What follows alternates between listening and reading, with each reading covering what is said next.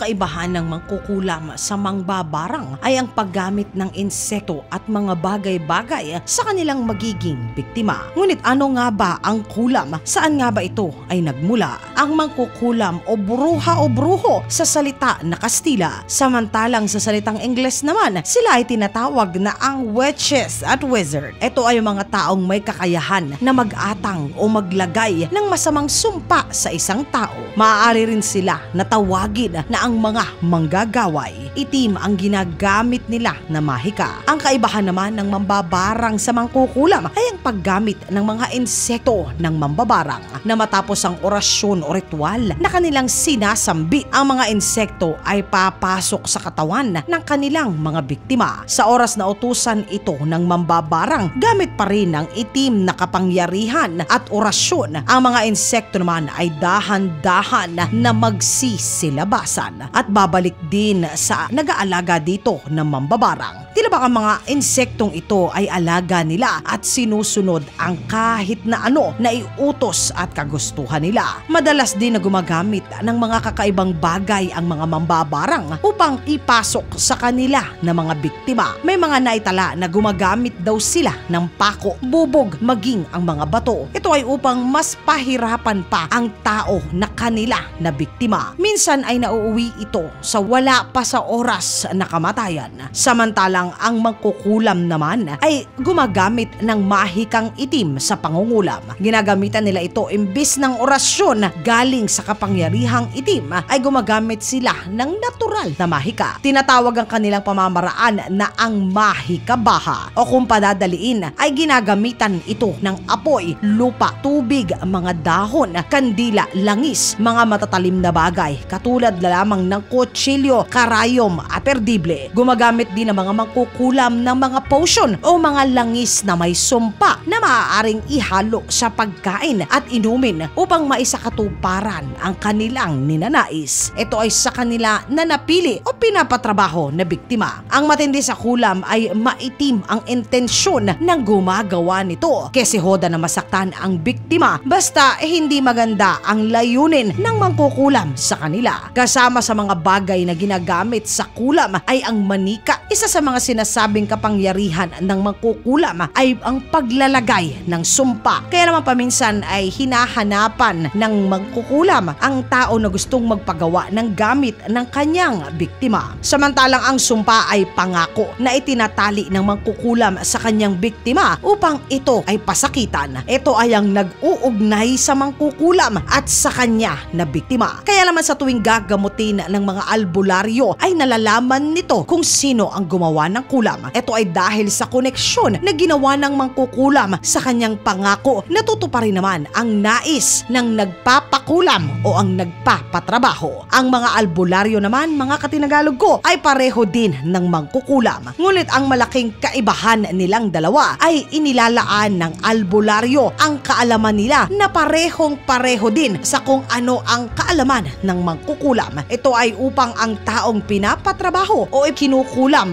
ay kanila na matulungan. Sa salitang Ingles, ang mangkukulam ay witch, samantalang white witch naman ang mga albularyo. Parehong-pareho po ang kanilang kaalaman sa medisina gamit ang mga halaman at maging ang mga sumpa at orasyon. Kanila nga lamang isinumpa sa sarili na ilalaan nila ang kanilang kaalaman sa pagtulong at hindi upang makapanakit ng kanilang mga kapwa. Kaya naman alam na alam ng albularyo kung paanong kukontrahin at aalisin ang sumpa o kulam na kumapit sa biktima na tinutulungan nila. Depende na rin daw sa kung gaano kagaling ang albularyo. Wala rin pinag-iba ito sa doktor kung gaano minsan kagaling ang doktor nyo at paminsan naman may doktor na baguhan lamang. Mga katinagalog ko, dito sa Pilipinas, malakas ang paniniwala at impluwensya ng kulam. Ito ay dahil marami ang nagsasabi na may kakilala sila o may kamag-anak sila na nakulam na. Kung ako naman po ang tatanungin nyo, sa opinyon ko tungkol sa isang ito, mga katinagalog ko, naniniwala po kasi ako sa tinatawag nila na ang manifestation. Kung baga, kung buong pusong pinaniniwalaan mo ang isang bagay ay nagkakatotoo at at nangyayari po ito. Katulad na lamang na kapag sinasabi natin lagi na wala tayong pera, ang mabuting enerhiya ay nawawala at napapalitan po ng negatibo. Kaya naman nakakahatak tayo ng mga hindi magagandang kaganapan na siya namang nagre-resulta upang totoo na mawalan nga tayo ng pera. Walang iniba ito sa bahay na palagi ang madilim o hindi naman kaya ay parati na makalat. Hindi po ba nararamdaman nyo ang bigat sa pakiramdam sa tuwing papasok sa ganitong mga bahay? Ikumpara po ito sa bahay na maaliwalas, maliwanag at maayos. Hindi pa